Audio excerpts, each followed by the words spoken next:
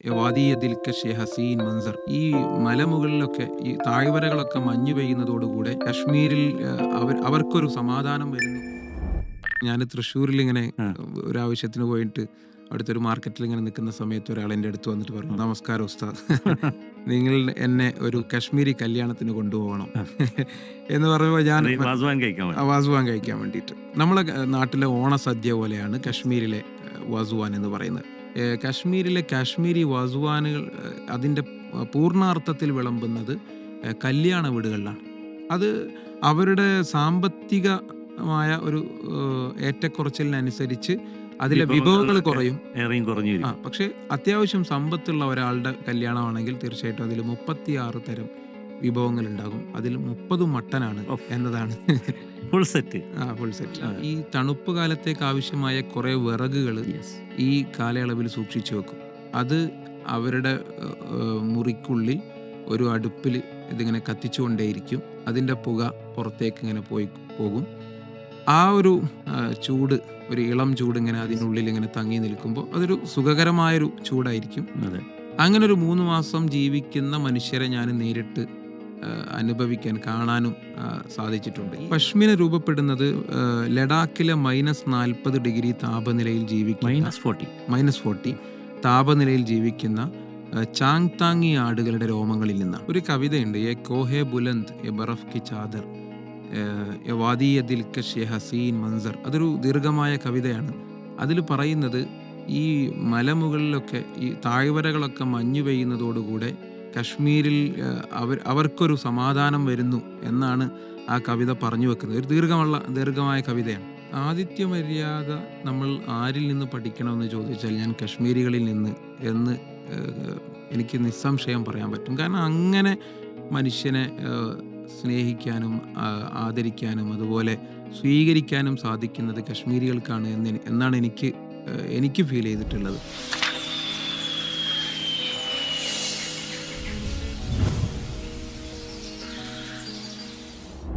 കശ്മീരിൻ്റെ പച്ചപ്പും കാഴ്ചകളുമൊക്കെ വളരെ മനോഹരമായിട്ട് നമ്മുടെ മുന്നിലേക്ക് എത്തിക്കുന്ന, നിരന്തരമായി കശ്മീർ വാലിയിലൂടെയും ഉത്തരേന്ത്യയിലെ മറ്റു പല ഉൾഗ്രാമങ്ങളിലൂടെയുമൊക്കെ സഞ്ചരിച്ച് അതിൻ്റെ കഥ പറഞ്ഞിരുന്ന PT മുഹമ്മദാണ് എന്ന് എന്നോടൊപ്പം ഉള്ളത്. വളരെ മനോഹരമായി അദ്ദേഹത്തിൻ്റെ യാത്രാനുഭവങ്ങളെ പിന്തുടരുന്നവരാണ് നമ്മളധികവും. വ്യത്യസ്തമായ രീതിയിലുള്ള കഥ പറച്ചിലുകാരൻ്റെ വിശേഷങ്ങളാണ് ഇന്ന് ട്രാവലേഴ്സ് കഫേയിൽ. നമസ്കാരം. നമസ്കാരം. എങ്ങനെയാണ് നമുക്ക് ഈ സാധാരണ കശ്മീർ ആളുകൾ ധാരാളമായിട്ട് യാത്ര ചെയ്യുന്നതാണ്.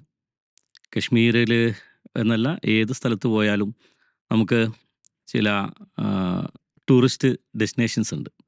പഹൽഗാമും അതുപോലെ സോനാമാർഗും ഗുൽമാർഗും ഒക്കെ വിട്ട് ദൂരങ്ങളിലേക്ക് ഗ്രാമങ്ങൾ തേടി പോകാനുണ്ടായ, അല്ലെങ്കിൽ അവിടങ്ങളിലേക്കുള്ള അതൊരു ഡെസ്റ്റിനേഷനായി തീരുമാനിക്കാനുണ്ടായ ഒരു സാഹചര്യം എങ്ങനെയായിരുന്നു? ഒന്ന്, എൻ്റെ കൂടെ പ്രവർത്തിക്കുന്ന 2 സഹപ്രവർത്തകർ കശ്മീരികളുണ്ടായിരുന്നു. അവരുടെ വീട്ടിൽ പോകാൻ ഒരവസരം ഉണ്ടായതോടുകൂടിയാണ് ഞാൻ കശ്മീരിലേക്ക് ആദ്യമായിട്ട് എത്തിച്ചേരുന്നത്.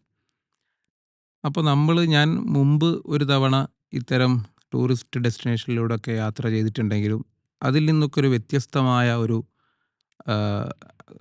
അനുഭവങ്ങളാണ് ഈ ഗ്രാമങ്ങളിൽ നിന്ന് നമുക്ക് കിട്ടുന്നത്.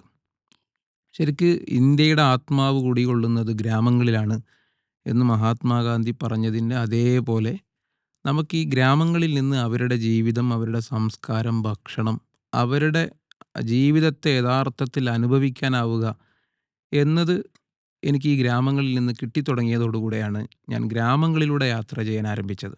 അപ്പോൾ അതിനുശേഷം പിന്നീട് അവരുടെ ഗ്രാമങ്ങൾക്ക് പുറമെ പല ഗ്രാമങ്ങളിലേക്കും, ഉത്തരേന്ത്യയിൽ തന്നെ വിവിധ സംസ്ഥാനങ്ങളിലെ വിവിധ ഗ്രാമങ്ങളിലേക്ക്, കശ്മീരിലെ തന്നെ വ്യത്യസ്ത ഗ്രാമങ്ങളിലേക്കൊക്കെ നിരന്തരം യാത്ര ചെയ്തു തുടങ്ങി. അങ്ങനെയാണ് ഈ ഗ്രാമങ്ങൾ എൻ്റെ ഒരു വീക്ക്നെസ് ആയിട്ട് മാറുന്നത്. നാട്ടുകാരുടെയും വീക്ക്നെസ്സായി മാറിയത്. അതായത് നമുക്കിപ്പോൾ ഈ പച്ചപ്പും മഞ്ഞും അല്ലെങ്കിൽ സീനറിയും മാത്രമല്ല കാഴ്ചകൾ, മറിച്ച് മനുഷ്യരുടെ ജീവിതം, അവർ കാലങ്ങളായി ആർജിച്ചെടുത്ത അവരുടെ ചില രീതികൾ, അവരുടെ ഭക്ഷണശീലങ്ങൾ, ഇതൊക്കെ അതിൽ വരുന്നുണ്ട്. കശ്മീരിലെ ഗ്രാമങ്ങളെ കുറിച്ച് പറയുമ്പം ആദ്യം പോയ ഗ്രാമം, പിന്നീട് അവിടുന്ന് പോയ ഏതാനും ചില ഗ്രാമങ്ങളെക്കുറിച്ചൊക്കെ ഒന്ന് സംസാരിക്കുകയാണെങ്കിൽ എങ്ങനെയായിരിക്കും? ഞാൻ കശ്മീരിലെ പൂഞ്ച്, കശ്മീർ എന്ന് പറയുന്നത് 3 മേഖലകളാണ്. 1 ജമ്മു, 2 പീർ പാഞ്ചൽ, മൂന്നാമത്തേത് കശ്മീർ. ഈ പീർ പാഞ്ചൽ എന്ന പ്രദേശത്ത് വരുന്ന ഒരിടമാണ് പൂഞ്ച്. ഈ അടുത്ത വാർത്തകളിലൊക്കെ നിറഞ്ഞ യെസ്. പൂഞ്ച്. അവിടെ ഒരു മലമുകളിൽ 2 മണിക്കൂർ കാൽനടയായി സഞ്ചരിച്ചാൽ എത്താവുന്ന ദൂരത്തിലാണ് എൻ്റെ കൂടെ പ്രവർത്തിക്കുന്ന 2 സഹപ്രവർത്തകർ, ടീച്ചേഴ്സിൻ്റെ വീടുള്ളത്. അപ്പോൾ അവരുടെ വീട്ടിലേക്കാണ് ഞാൻ ആദ്യമായിട്ട് പോകുന്നത്. ആ വീടിൻ്റെ ആ ഗ്രാമത്തിൻ്റെ പേര് ഞാനിപ്പോൾ ഒരു റിമോട്ട് വില്ലേജ് ആണത്. ഒരു റിമോട്ട് വില്ലേജാണ്. വളരെ കുറഞ്ഞ വീടുകൾ മാത്രമുള്ള ഒരു വില്ലേജാണ്. ഞാൻ അവിടെ പോയി ഒരു ദിവസം 1-2 ദിവസം അവിടെ താമസിച്ച് അങ്ങനെയാണ് പിന്നീട് തിരിച്ചു വരുന്നത്. അപ്പോൾ എനിക്ക് ശരിക്കും യഥാർത്ഥത്തിൽ എന്താണ് കശ്മീരിലെ ഗ്രാമങ്ങൾ എന്ന് നേരിട്ട് അനുഭവിക്കാനായ ചില നിമിഷങ്ങളായിരുന്നു. എങ്ങനെയാണ് അവരുടെ ഭക്ഷണം, എങ്ങനെയാണ് അവരുടെ തണുപ്പ് കാല രീതികൾ. ഞാൻ 2 സമയങ്ങളിലും, തണുപ്പ് കാലത്തും വിൻ്ററിലും സമ്മറിലും ഞാൻ അവിടെ പോയിട്ടുണ്ട്. പൊതുവിൽ കശ്മീർ എന്ന് പറയുമ്പോൾ നമ്മൾ സമ്മറിൽ പോയ ഒരു കശ്മീരല്ല വിൻ്ററിൽ. സ്ഥലം തന്നെ മാറും. നമുക്കതിൻ്റെ ഒരു ഭൂമിശാസ്ത്രം തന്നെ മാറിയതുപോലെ ഫീൽ ചെയ്യും. അവരുടെ സംസ്കാരം തന്നെ മാറും. അവരുടെ ജീവിത രീതികൾ മാറും. ഇപ്പോൾ ഈ ഉൾഗ്രാമങ്ങൾ എന്നൊക്കെ പറയുമ്പോൾ അവർക്ക് പുറത്തിറങ്ങാനാവാത്ത വിധം മഞ്ഞ് മൂടി, അതിലൂടെ നടക്കാൻ പറ്റാത്ത വിധം, അങ്ങനെ ഒരു 3 മാസ കാലയളവ് പുറത്തിറങ്ങാതെ അകത്തു മാത്രം ഇരുന്ന് അക്കാലത്തേക്ക് ആവശ്യമായ ഭക്ഷണം സമാഹരിച്ചു വെച്ച് അവിടെ നിന്നാണ് ഞാൻ ഇലക്കറികൾ, ഇലകളൊക്കെ ഡ്രൈ ചെയ്ത് സൂക്ഷിക്കുന്നത് കണ്ടിട്ടുള്ളത്. ഞാൻ അത്ഭുതപ്പെട്ടു പോയത് ആ കാഴ്ചകൾ കണ്ടാണ്. അതായത് ഈ ഐസ് മൂടിക്കിടക്കുന്ന കാലത്തേക്ക് വേണ്ടി നമ്മുടെ ഈ ചീര എന്ന് പറയുന്ന വിഭവം പോലെ ഈ കശ്മീരികൾ ഉപയോഗിക്കുന്ന സാഗ്, അവരുടെ ഇല വിഭവങ്ങൾ, അത് ഉണക്കി സൂക്ഷിച്ച് എനിക്കിങ്ങനെ, ഞാനൊരു തണുപ്പിൻ്റെ മുന്നോടിയായിട്ട് പോയപ്പോൾ കുറേ ചാക്കുകൾ ഇങ്ങനെ കാണിച്ചു തന്ന്, ഇത് ഞങ്ങൾ തണുപ്പ് കാലത്തേക്ക് വേണ്ടി സമാഹരിച്ചു വെച്ചതാണ്. അതിലുള്ള ജലാംശം പൂർണ്ണമായിട്ട് ഡീഹൈഡ്രേറ്റ് ചെയ്ത് കളഞ്ഞിട്ട് അതിൽ ഒന്നിലുള്ളത് തക്കാളിയാണ്, മറ്റൊന്നിൽ ആപ്പിൾ ഉണ്ട്, മറ്റൊന്നിൽ മറ്റു ചില ചാക്കുകളിൽ ഇല വിഭവങ്ങളുണ്ട്, വിവിധ തരം ഇല വിഭവങ്ങളുണ്ട്. അപ്പം ഞാനതൊന്ന്, എങ്ങനെയായിരിക്കും ഇതിൻ്റെ ഒരു രുചി, നമ്മൾ ഈ നമ്മുടെ പുറത്തൊക്കെ നോക്കിയിട്ടുണ്ടെങ്കിൽ ഒരു പച്ചില ഇല വീണ് അതിങ്ങനെ ഉണങ്ങി ആ രീതിയിലാണ് ഈ ഇല കിടക്കുന്നത്. അപ്പോൾ ഇതെങ്ങനെയായിരിക്കും ഇത് പാചകം ചെയ്ത് കഴിക്കുന്ന രീതി എന്നറിയാനൊരു കൗതുകത്തിൽ ഞാനിതൊന്ന് പാചകം ചെയ്തു തരുമോ എന്ന് ചോദിച്ചപ്പോൾ അവരത് എനിക്ക് തരികയും വളരെ രുചികരമായൊരു വിഭവമായിട്ട് അതെനിക്ക് ഫീൽ ചെയ്യുകയും ചെയ്തു. അപ്പോൾ സ്വാഭാവികമായിട്ടും ഈ തണുപ്പ് കാലത്ത് അവരനുഷ്ഠിക്കുന്ന രീതികളും ഈ സമ്മറിൽ അനുഷ്ഠിക്കുന്ന രീതികളും വളരെ വ്യത്യാസമുണ്ട്. തണുപ്പ് കാലത്തേക്കുള്ള ഭക്ഷണശീലങ്ങളിൽ മാറ്റമുണ്ട്. വസ്ത്രങ്ങൾ പ്രത്യേകമായിട്ട് ആ സമയത്തേക്ക് അവർക്ക് വേണ്ടി വരും എന്ന് മാത്രമല്ല, ഈ തണുപ്പ് കാലത്തേക്ക് ആവശ്യമായ കുറേ വിറകുകൾ ഈ കാലയളവിൽ സൂക്ഷിച്ചു വെക്കും. അത് അവരുടെ മുറിക്കുള്ളിൽ ഒരു അടുപ്പിൽ ഇതിങ്ങനെ കത്തിച്ചുകൊണ്ടേയിരിക്കും. അതിൻ്റെ പുക പുറത്തേക്ക് ഇങ്ങനെ പോകും. ആ ഒരു ചൂട്, ഒരു ഇളം ചൂട് ഇങ്ങനെ അതിനുള്ളിൽ ഇങ്ങനെ തങ്ങി നിൽക്കുമ്പോൾ അതൊരു സുഖകരമായൊരു ചൂടായിരിക്കും. അങ്ങനെ ഒരു 3 മാസം ജീവിക്കുന്ന മനുഷ്യരെ ഞാൻ നേരിട്ട് അനുഭവിക്കാൻ, കാണാനും സാധിച്ചിട്ടുണ്ട്. ഈ നഗരങ്ങളിലേക്ക് വരുന്നതോടുകൂടെ അവർക്ക് പുറത്തിറങ്ങാനുള്ള സാഹചര്യങ്ങൾ, അതുപോലെ മഞ്ഞുവീഴ്ച വളരെ കുറവുള്ള മേഖലകളുണ്ട്. കഴിഞ്ഞ മഞ്ഞുകാലത്ത് ഒരു ഗ്രാമത്തിൽ പോകണമെന്ന് താല്പര്യം പറഞ്ഞപ്പോൾ അവർ പറഞ്ഞത് എന്നോട് 3 മണിക്കൂർ സമയം മഞ്ഞിലൂടെ സഞ്ചരിച്ചാലാണ് നമുക്ക് അവിടെ എത്തിച്ചേരാൻ പറ്റുക എന്നുള്ളത്. ഞാനത് ആ ശ്രമം ഉപേക്ഷിച്ചു. അടുത്തൊരു സമയത്ത് പോകണം. അന്ന് എൻ്റെ കൂടെ എൻ്റെ കുടുംബം ഉണ്ടായിരുന്നു. അപ്പോൾ ഞാൻ ആ ശ്രമം വിൻ്ററിലായിരുന്നു. അപ്പോൾ ഇങ്ങനെ ഈ ആദ്യഘട്ടത്തിലൊക്കെ നമ്മുടെ ഒരു കാൽപാദം വരെ, പിന്നീട് ഇങ്ങനെ കൂടി വന്ന് അരവരെയൊക്കെ മഞ്ഞ് വരുന്ന ഗ്രാമങ്ങൾ, അവിടേക്ക് എത്തിച്ചേരണമെങ്കിൽ 3 മണിക്കൂർ ഈ മഞ്ഞിലൂടെ സഞ്ചരിക്കണം എന്ന് പറഞ്ഞപ്പോൾ ഞാൻ ആ സമയത്ത് അത് ഉപേക്ഷിച്ചു. നമ്മൾക്കത് ഉപേക്ഷിക്കാം, പക്ഷേ അവിടെയുള്ള ഗ്രാമീണരെ സംബന്ധിച്ചിടത്തോളം പോയാലേ പറ്റൂ. എന്താണ് അവരെങ്ങനെയാണ് ഇതിനൊക്കെ അതിജീവിച്ചുകൊണ്ട് അവരുടെ യാത്ര എങ്ങനെയായിരിക്കും? സത്യത്തിൽ ഈ ഒരു ആകാംക്ഷ എനിക്കുണ്ടായിരുന്നു. ഞാനും ശ്രീനഗറിലുള്ള ഒരു വീട്ടുകാരൻ്റെ അടുത്ത് പോയിട്ട് ചോദിച്ചു, ഈ സമയത്ത് നിങ്ങളുടെ അടുത്ത് മഞ്ഞില്ലല്ലോ, എന്താണ് മഞ്ഞില്ലാത്തതാണോ നിങ്ങൾക്ക് ഇഷ്ടമല്ല മഞ്ഞുള്ളതാണോ എന്ന് പറഞ്ഞപ്പോൾ അദ്ദേഹം എന്നോട് പറഞ്ഞത്, ഞങ്ങൾക്ക് മഞ്ഞ് പെയ്യുന്നതാണ് ഇഷ്ടം എന്നാണ്. അപ്പോൾ അവരെന്നോട് പറഞ്ഞൊരു കാരണം, മഞ്ഞ് പെയ്തു തുടങ്ങിയാൽ ഞങ്ങളുടെ രോഗങ്ങളൊക്കെ മാറിത്തുടങ്ങും. അതുവരെ കുറേ ബുദ്ധിമുട്ടുകൾ, പിന്നെ ജലദോഷം, അങ്ങനെയുള്ള പ്രശ്നങ്ങളൊക്കെ ഉള്ളത് ഈ മഞ്ഞ് പെയ്തു തുടങ്ങുന്നതോടുകൂടെ മാറിത്തുടങ്ങും എന്നാണ് എന്നോട് പറഞ്ഞത്. എന്ന് മാത്രമല്ല, മഞ്ഞ് പെയ്താൽ തണുപ്പ് കുറയുമെന്നാണ് അവർ പറയുന്നത്. കാരണം ഈ മഞ്ഞ് പെയ്ത് എല്ലാ മരങ്ങളിലുമൊക്കെ മഞ്ഞിങ്ങനെ പറ്റിപ്പിടിച്ച് കിടക്കുമ്പോൾ ഈ അവിടുന്ന് കാറ്റ് വീശുന്നത് വളരെ കുറവായിരിക്കും. യെസ്.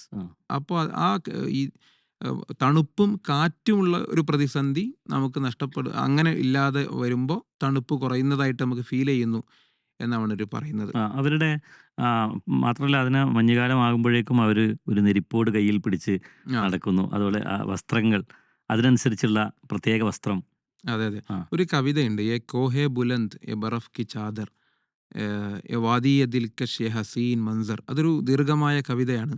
അതിൽ പറയുന്നത് ഈ മലമുകളിലൊക്കെ ഈ താഴ്വരകളൊക്കെ മഞ്ഞു പെയ്യുന്നതോടുകൂടെ കശ്മീരിൽ അവർക്കൊരു സമാധാനം വരുന്നു എന്നാണ് ആ കവിത പറഞ്ഞു വെക്കുന്നത്. ഒരു ദീർഘമായ കവിതയാണ്.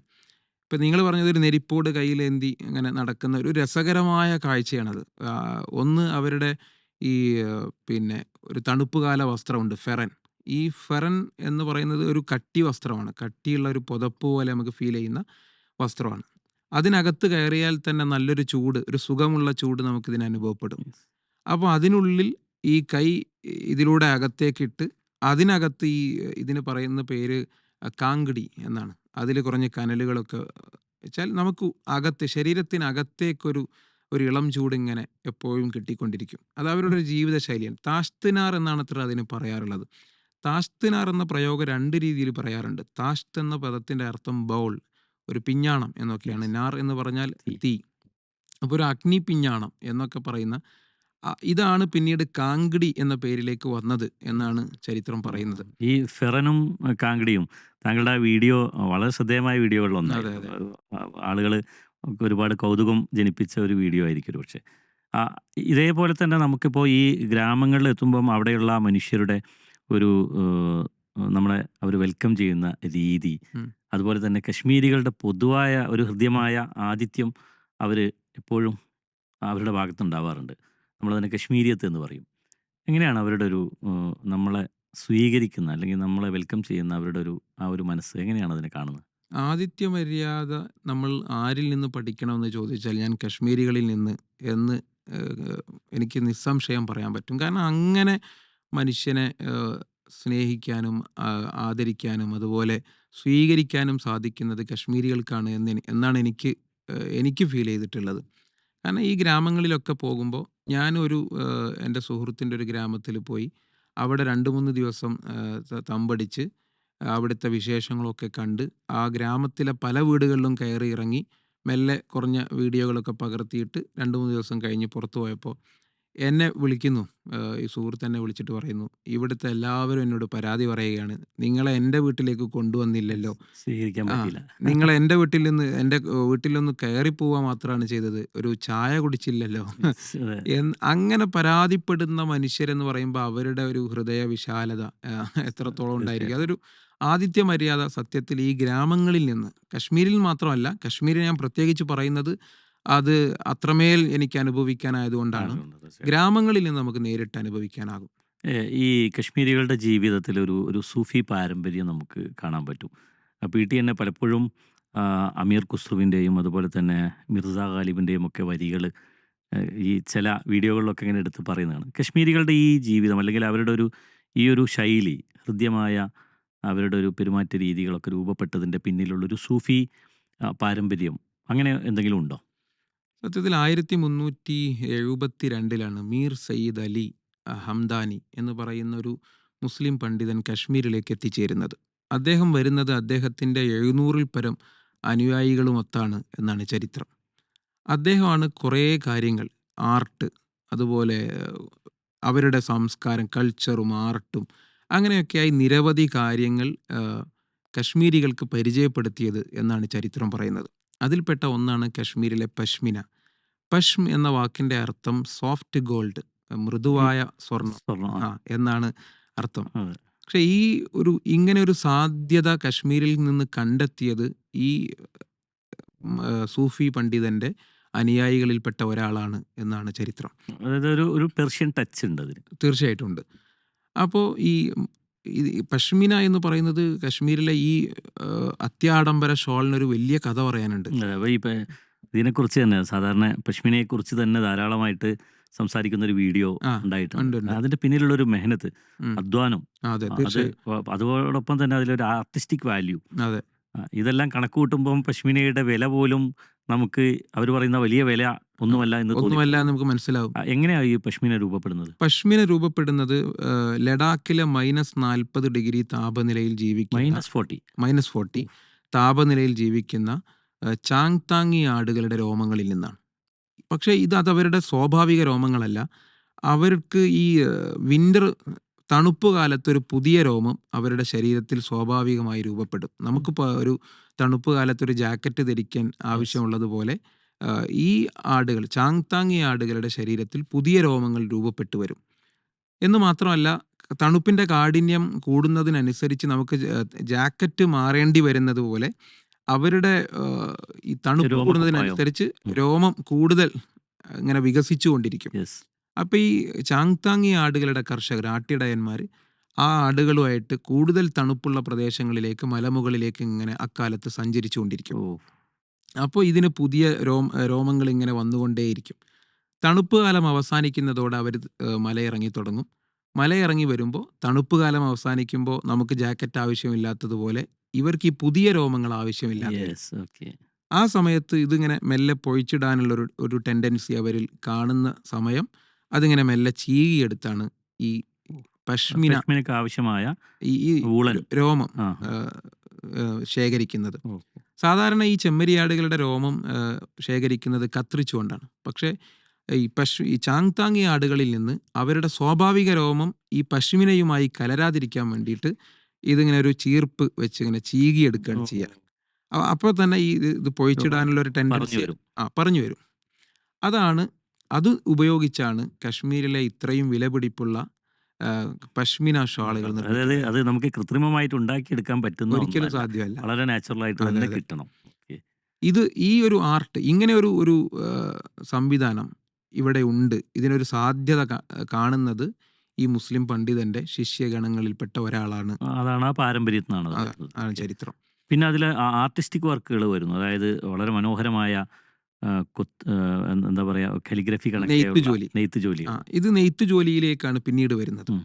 അത് വരുന്നത് ഞാനിത് നേരിട്ട് പോയി കണ്ടതുകൊണ്ട് അവരുടെ അധ്വാനം എന്താണ് എന്ന്. ഇതൊരു ഹാൻഡ് വർക്കാണ്, അവരുടെ കൈത്തൊഴിലാണ്.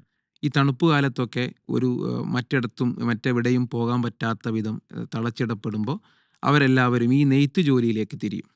അപ്പോൾ ഓരോരുത്തരും ഇരുന്ന് മറ്റൊരാളുടെ ഡിസൈനൊക്കെ വരച്ചു കൊടുത്ത് അതിങ്ങനെ നെയ്ത് തുടങ്ങും. ഒരു വളരെ അത്യാവശ്യം വർക്കുള്ള ഒരു പശ്മിന ഷോൾ രൂപപ്പെടുന്നത് ചുരുങ്ങിയത് 1 വർഷം കൊണ്ടാണ്. ഒരു വർഷത്തെ അധ്വാനം. അങ്ങനെ ഒരു വർഷത്തിൻ്റെ അധ്വാനത്തിൻ്റെ ഫലമാണ് ഈ ഒരു ഷോളിന് 2 ലക്ഷം മുതൽ 10 ലക്ഷം വരെയൊക്കെ ചെലവ് വരുന്നത്, നമുക്ക് അതിൻ്റെ വാല്യൂ വരുന്നത്. ഈ ഡിസൈന് എല്ലാവരും, പല ആളുകൾ ഓരോരുത്തർ അവരുടെ വീടുകളിൽ ഇരുന്ന് ചെയ്യുന്നതാണ്. അപ്പോൾ അവരവരുടെ തോന്നിയ ഡിസൈനുകളല്ലല്ലോ, അതിന് ഒരു യൂണിഫോമിറ്റി കാണുന്നു, ഒരേ തരത്തിലുള്ള. ഇത് ശരിക്കും അവർക്കൊരു അവരുടെ തന്നെ ഒരു പാരമ്പര്യമായ രീതി ഒന്നതിലുണ്ട്. മറ്റൊന്ന് എനിക്ക് തോന്നുന്നത് ഇതിനൊരു പേർഷ്യൻ ടച്ച് ഉണ്ട് എന്നാണ് ഞാൻ മനസ്സിലാക്കിയത്. ഇതിങ്ങനെ നെയ്ത്ത്, ഇതിലെ ഏറ്റവും വിലപിടിപ്പുള്ള ഷോളുകൾ എന്ന് പറയുന്നത് ഖ്വാനി ഷോളുകളാണ്. അതാണ് ഏറ്റവും അധ്വാനമുള്ള ജോലി. മറ്റൊരു സാധാരണ ഒരു പശ്മിന എന്ന് പറയുന്നത് അത് ഈ അറബികളൊക്കെ അവരുടെ ഈ വേഷത്തിൽ ധരിക്കുന്ന, അവിടെയാണ് ഇതിന് കൂടുതൽ ഡിമാൻഡ് ഉള്ളത്. അറബ് നാടുകളിലാണ് ഇതിന് കൂടുതൽ ഡിമാൻഡ് ഉള്ളത്. അപ്പോൾ അവർ ധരിക്കുന്ന ഈ ഷോൾ അത് വളരെ ചെറിയ ഡിസൈൻ വർക്കുകൾ മാത്രമാണ് അതിലുള്ളത്. പക്ഷേ ഒരു പെൺകുട്ടികൾക്ക് അതുപോലെ സ്ത്രീകൾക്ക് ഉപയോഗിക്കുന്ന ഷോളായിട്ട് വരുന്നതാണ് ഇത്രയും വില വരുന്ന 2 ലക്ഷം മുതൽ 10 ലക്ഷമൊക്കെ വില വരുന്ന ഷോളുകളായിട്ട്. അത് ഖ്വാനി ഷോളുകൾ, കശ്മീരിലെ തന്നെ പശ്മിന ഖ്വാനി ഷോളുകൾ എന്നാണ് പറയുന്നത്. ഓക്കെ. ഇതേ ഒരു ആർട്ടിസ്റ്റിക് വർക്കുകൾ അവരുടെ പള്ളികളുടെ ഒക്കെ കൊത്തുപണികളിൽ, അതുപോലുള്ള നിർമ്മാണ രീതികളിലൊക്കെ അവർ തുടർന്ന് വരുന്നുണ്ടല്ലോ, മരത്തിലൊക്കെ കൊത്തുപണികൾ ചെയ്യുമ്പോൾ. അതെ, അതും ഈ പാരമ്പര്യത്തിൽ നിന്ന് തന്നെയാണോ? അതേ പാരമ്പര്യം തന്നെയാണ്. അതിൻ്റെ ഈ ആർട്ടിൻ്റെ പേര് പാപ്പിയെ മാഷി അല്ലെങ്കിൽ പേപ്പർ മാഷി എന്ന് പറയുന്ന ഒരു പ്രത്യേക ആർട്ട് വിഭാഗമാണ്. ഇത് പരിചയപ്പെടുത്തിയതും ഈ മുസ്ലിം പണ്ഡിതനാണ്. ഷാഹെ ഹംദാൻ എന്ന പേരിൽ അറിയപ്പെടുന്ന മീർ സയ്യിദ് അലി ഹംദാനി എന്ന് പറയുന്ന ഈ പണ്ഡിതനാണ് എന്നാണ് ചരിത്രം. ഈ പേപ്പർ മാഷി എന്ന് പറയുന്നത് നമ്മൾ കളിമണ്ണിൽ രൂപങ്ങൾ ഉണ്ടാക്കുന്നത് പോലെ വേസ്റ്റ് പേപ്പറിൽ അതിൽ വെള്ളം നിറച്ച് വെള്ളം നനച്ച് അതിങ്ങനെ പൊതിർത്തി അതുകൊണ്ട് നിർമ്മിക്കുന്ന രൂപങ്ങളും അതിൽ പെയിൻറ് വർക്കുകളും ചെയ്യുക എന്നുള്ളതാണ് ഈ പേപ്പർ മാഷി എന്ന് പറയുന്ന ഈ ആർട്ട്. ഈ അടുത്ത് ഹസ്രത്ത് ബൽ പള്ളിയിൽ ഞാൻ പോയപ്പോൾ, ശ്രീനഗറിലെ ഹസ്രത്ത് ബൽ പള്ളിയിൽ പോയപ്പോൾ കുറച്ച് മാസങ്ങൾ വരെ അത് പൂർണ്ണമായിട്ടും അടച്ചിട്ടിട്ടുണ്ടായിരുന്നു. ഈ അടുത്ത് പോയപ്പോൾ നിർമ്മാണ പ്രവൃത്തി തുറന്നിട്ടുണ്ട്. നടക്കുന്നുണ്ട്. ആ, അകത്ത് ഇൻറ്റീരിയർ വർക്കുകൾ വളരെ ഗംഭീരമായി ചെയ്തിട്ടുണ്ട്. പോയപ്പോൾ വളരെ മനോഹരമായൊരു ഇൻറ്റീരിയറാണ്. ഇത് ഈ പേപ്പർ മാഷി എന്ന് പറയുന്ന ആർട്ടാണ്. അങ്ങനെയാണ് ഞാൻ അവരത് ഇപ്പോഴും നിലനിർത്തിയിട്ടുണ്ട്. നിലനിർത്തിയിട്ടുണ്ട്. അതിന് പിറകിൽ സഞ്ചരിച്ചപ്പോഴാണ് ഇങ്ങനെ ഒരു ആർട്ട് ഉണ്ടെന്നും ഇതിങ്ങനെയാണ് വന്നു ചേർന്നതെന്നും ഞാൻ അറിഞ്ഞത്. എന്ന് മാത്രമല്ല, ഈ ആർട്ട് മാത്രമല്ല, അവരുടെ ഭക്ഷണ വിഭവത്തിൽപ്പെട്ട തണുപ്പ് കാലത്ത് സുലഭമായ ഈ കശ്മീരിലെ മട്ടൻ ഹരീസ എന്ന് പറയുന്ന വിഭവവും ഈ പേർഷ്യനാണ്. പേർഷ്യൻ വിഭവമാണ് എന്നാണ് ചരിത്രം. അതുപോലെ തന്നെ നമ്മുടെ നാട്ടിൽ കട്ടിൽ ബെഡ് സിസ്റ്റം ഉള്ളതുപോലെ കശ്മീരികൾക്ക് അങ്ങനെ ഒരു ബെഡ് സിസ്റ്റം ഇല്ല. അവർ നിലത്ത് കിടക്കുന്ന രീതിയാണ്. നല്ല കാർപ്പറ്റ് വിരിച്ച് കലീൻ എന്നാണ് ഇതിന് പറയാ. അവരുടെ ഒരു രീതി. അതുപോലെ തന്നെ അവർ പിന്നെ സോഫ സിസ്റ്റം ഇല്ല. പകരം അവർ ഒരു മജ്ലിസ്, നമ്മുടെ അറബി നാടുകളിലൊക്കെ കാണുന്നത് പോലെ മജ്ലിസ്. അപ്പം അവിടെയൊക്കെ വിരിക്കുന്ന കാർപ്പറ്റ്, ഈ കലീൻ എന്ന ആ ഒരു ആർട്ടും കലയും വന്നു ചേർന്നത് ഈ പേർഷ്യയിൽ നിന്നാണ്. ഒരു പേർഷ്യൻ ടച്ച് കാര്യമായിട്ട് അവിടെയുണ്ട്. തീർച്ചയായിട്ടും ഉണ്ട്. അതുപോലെ തന്നെ ഈ നേരത്തെ ഈ മട്ടൺ വിഭവങ്ങളെ കുറിച്ച് പറഞ്ഞപ്പം നമുക്ക് ഒരുപക്ഷെ PTയുടെ വീഡിയോകളിൽ ആളുകൾ ഏറ്റവും കൂടുതൽ വെള്ളം ഇറക്കിയിട്ടുണ്ടാവുക, അല്ലെങ്കിൽ കണ്ട് കൊതിച്ചിട്ടുണ്ടാവുക മറ്റേ വാസ്വാനെ കുറിച്ചുള്ള. ഞാൻ തൃശ്ശൂരിൽ ഇങ്ങനെ ഒരാവശ്യത്തിന് പോയിട്ട് അവിടുത്തെ ഒരു മാർക്കറ്റിൽ ഇങ്ങനെ നിൽക്കുന്ന സമയത്ത് ഒരാൾ എൻ്റെ അടുത്ത് വന്നിട്ട് പറഞ്ഞു, നമസ്കാരം ഉസ്താദ്, നിങ്ങൾ എന്നെ ഒരു കശ്മീരി കല്യാണത്തിന് കൊണ്ടുപോകണം എന്ന് പറയുമ്പോൾ ഞാൻ വാസുവാൻ കഴിക്കാൻ വേണ്ടിയിട്ട്. നമ്മളെ നാട്ടിലെ ഓണസദ്യ പോലെയാണ് കശ്മീരിലെ വാസുവാൻ എന്ന് പറയുന്നത്. നമ്മുടെ വീട്ടിലൊരു സദ്യ ഉണ്ടാക്കുമ്പോഴും ഈ സദ്യയിലെ പൂർണ്ണമായ വിഭവങ്ങൾ ഒരുപക്ഷെ വിളമ്പണമെന്നില്ല. അത് വിളമ്പപ്പെടുന്നത് ഓണ സദ്യയിലാണ് പൊതുവെ. അങ്ങനെയാണല്ലോ. അതുപോലെ തന്നെയാണ് കശ്മീരിലെ കാശ്മീരി വാസുവാനുകൾ അതിൻ്റെ പൂർണ്ണാർത്ഥത്തിൽ വിളമ്പുന്നത് കല്യാണ വീടുകളിലാണ്. അത് അവരുടെ സാമ്പത്തികമായ ഒരു ഏറ്റക്കുറച്ചിലിനനുസരിച്ച് അതിലെ വിഭവങ്ങൾ കുറയും. പക്ഷേ അത്യാവശ്യം സമ്പത്തുള്ള ഒരാളുടെ കല്യാണമാണെങ്കിൽ തീർച്ചയായിട്ടും അതിൽ 36 തരം വിഭവങ്ങൾ ഉണ്ടാകും. അതിൽ 30 മട്ടനാണ് എന്നതാണ് ഫുൾ സെറ്റ്. Full set. പക്ഷെ ഇതിനൊരു താളമുണ്ട്, രസകരമായൊരു താളവും ഒരു രീതിയുണ്ട് ഇതിന്. അപ്പോൾ ആ കല്യാണത്തലേന്നുള്ള, അല്ലെങ്കിൽ ആ കല്യാണത്തിൻ്റെ തലേ ദിവസത്തെ രാത്രിയിൽ അതൊരു വലിയൊരു ഗ്രൂപ്പ് വർക്ക് ആയിരിക്കുമല്ലോ ഈ ഫുഡ് പ്രിപ്പയർ ചെയ്യുന്നത്. തീർച്ചയായിട്ടും. നമ്മുടെ നാട്ടിലൊക്കെ ഒരു കാലത്തൊക്കെ, ഇപ്പോഴും ഉണ്ട്, പല സ്ഥലങ്ങളിലുണ്ട്, ഇതൊരു ഗ്രൂപ്പ് വർക്കായിട്ട് എല്ലാവരും ഏറ്റെടുത്ത് ചെയ്യുകയും അതിൻ്റെ ഉള്ളി വെട്ടുകയും ഒക്കെ ചെയ്യുന്ന ഒരു രസകരമായൊരു നമ്മുടെ നാട്ടിലെ ഒരു കൂട്ടായ്മ, ഒരു നാട്ടുകൂട്ടം അവിടെ, അല്ലെങ്കിൽ ഒരു കുടുംബത്തിൻ്റെ ഒത്തുചേരൽ അവിടെ സാധ്യമാവാറുണ്ട്. അതുപോലെ നമ്മൾ രാത്രിയിലാണ് ആരംഭിക്കുക, പക്ഷെ അവർ 24 മണിക്കൂർ മുമ്പ് ആരംഭിക്കണം. കാരണം ഈ മട്ടൻ എന്ന് പറയുന്നത് അടിച്ചു പരത്തി അതിങ്ങനെ ഒരു കുഴമ്പ് രൂപത്തിൽ ഒരു ഉരുളയായിട്ട് മാറ്റുന്ന അത് അത്യാവശ്യം സമയമെടുത്ത് ചെയ്യേണ്ട ഒരു പ്രക്രിയയാണ്. കലാപരമായിട്ട് ഒരു താളബോധം ഉണ്ടെങ്കിൽ അത് പറ്റുള്ളൂ. അതെ. ഈ മട്ടൻ അടിച്ചു പരത്തി ഇങ്ങനെ ഉരുളയാക്കുന്നതിന് 4 പേരടങ്ങുന്ന ഒരു സംഘമുണ്ട്. ഒരാൾ ആദ്യം ചെറിയ രീതിയിലൊന്ന് വെട്ടിക്കൊടുത്ത് അടുത്ത ആളിലേക്ക് മാറ്റി, അദ്ദേഹം ചെറിയ രീതിയിലൊന്ന് അടിച്ചു പരത്തി അടുത്ത ആൾ കൈമാറി, അങ്ങനെ ഒരു വലിയ പ്രോസസ്സാണിത്. ഇത് രസകരമായൊരു കാഴ്ചയാണ്. മറ്റൊന്ന്, നമ്മളെ നാട്ടിൽ അടുപ്പ് കൂട്ടുന്നത് ഈ 3 കല്ല് വെച്ച് അങ്ങനെ. പക്ഷെ കശ്മീരിൽ അങ്ങനെയല്ല. കുറേ വിറകുകൾ ഒന്നിച്ചിട്ട് കത്തിച്ച് അതിൻ്റെ മുകളിൽ ഈ കലങ്ങൾ ഇങ്ങനെ വെക്കുക എന്നുള്ളതാണ്. പിന്നെ നമ്മുടെ നാട്ടിലേതുപോലെ വീട്ടിലെ അറബ് നാടുകളിൽ ഈ വിന്റർ സമയത്ത് അറബികൾ കഹ്വ തയ്യാറാക്കുന്ന ഇതുപോലെ വിറകിന്റെ ജബന വെച്ചുകൊണ്ട് ചില റീലുകളിലൊക്കെ. മറ്റൊന്ന്, ഈ നമ്മുടെ നാട്ടിൽ വീട്ടിലുള്ള എല്ലാവരുമായിട്ട് വരൂ എന്ന രീതിയല്ല, പകരം ഒരു പ്രതിനിധിയായി ഒരാൾ പങ്കെടുക്കുക എന്നതാണ്. പക്ഷേ തിരിച്ചു പോകുമ്പോൾ വീട്ടുകാർക്ക് ആവശ്യമായ, എല്ലാവർക്കും ആവശ്യമായ ഭക്ഷണമായിട്ട് പോകാം എന്നുള്ളതാണ്. അത് രസകരമായ ഒരു കാഴ്ചയാണ്. കാരണം എല്ലാവരുടെ കയ്യിലൊരു കവർ കൊടുത്ത് വീട്ടിലുള്ളവർക്ക് പോലും ഭക്ഷണം കൊടുത്തയക്കും.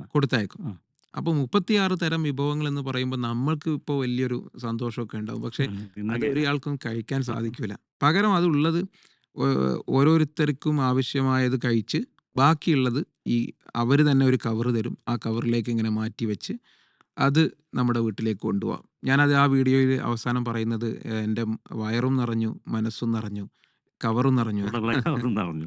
അപ്പോൾ അങ്ങനെ. കല്യാണം കൂടിയിട്ട് വീട്ടിൽ പോകുന്ന എല്ലാവരുടെയും കൈവശം ഓരോ കവറുകളുണ്ട്. ഇപ്പം ഈ ഒരു സംസ്കാരം നമുക്ക് കാണാനാവുക ജമ്മുവിൽ കാണാൻ പറ്റില്ല, പീർ പാഞ്ചലിലും കാണാൻ പറ്റില്ല. പകരം പ്രോപ്പർ കാശ്മീരിലാണ് നമുക്കിത് കാണാൻ പറ്റുക. കശ്മീരിന്റെ മാത്രം ഒരു ആ പ്രത്യേകത. കശ്മീർ എന്ന് പറയുന്ന പ്രദേശങ്ങൾ, ഈ ശ്രീനഗർ ഭാഗങ്ങളിലുള്ള പ്രത്യേകതയാണിത്. ഈ പീർ പാഞ്ചൽ, പൂഞ്ച് ഭാഗങ്ങളിലൊന്നും ഈ സംസ്കാരം ഇല്ല. അങ്ങനെയില്ല. ഓക്കെ.